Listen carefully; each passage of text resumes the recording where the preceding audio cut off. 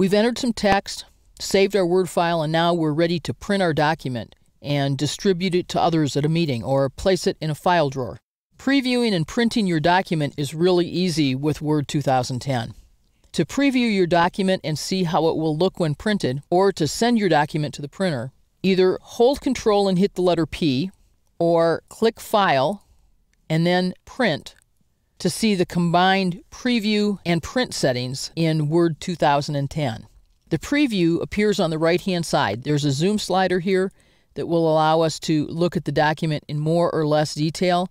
As you get to smaller sizes, you get to see more pages at one time, so you can see a lot of your print job at once if that's what you wish to do. Notice you also have a scroll bar that will allow you to scroll, and a button that will let you zoom to a particular page. So if I move, it will go by page. Turn this off and I'll have my other zoom back. On the left-hand side, I see my printer and the number of copies. If you want to print to a different printer other than the printer listed, click the down arrow to see a list of all of the printers that are available to you. Some of the printers may not be physical printers. For example, if you have Adobe Acrobat loaded on your computer, you'll see Acrobat PDF as a printer. This is a virtual printer, not an actual printer. Here's a fax machine that we can print to. Here's the ability to send this to Microsoft OneNote, which is an application. Again, not a printer. And then Snagit 9, which is an imaging application. So many times when we say print, we don't necessarily mean print to a physical printer. We can also print to these virtual printers as well, or to other applications.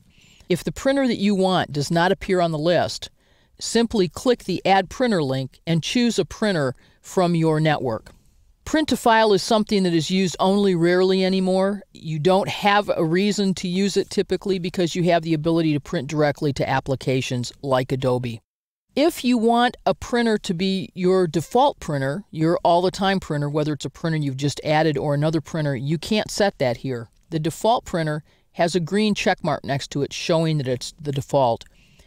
If you've chosen a new printer to use with Word, and you want to set your default printer, you need to go out to Start, to the Windows Control Panel, to view Devices and Printers.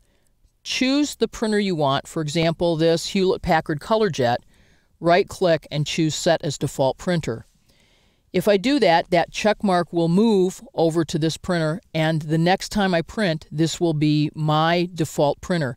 Not just in Word, though. In every single application, because now we're not setting these settings in Word, we're setting these settings in Windows. So don't do this to simply change printers for Microsoft Word or for one application. This is your Windows default printer that you're setting here. And it's easy enough back here in Word to simply choose the printer that you do want. Perhaps a color printer sometimes, a black and white printer at other times, or sending it to a fax on other occasions. Now I can set the number of copies that I want to print, having chosen my printer. Click the Print button and leave to go walk to my printer and pick up my print job. We've just printed our first document using the default print settings. To change your print options, see Setting Print Options later in this chapter.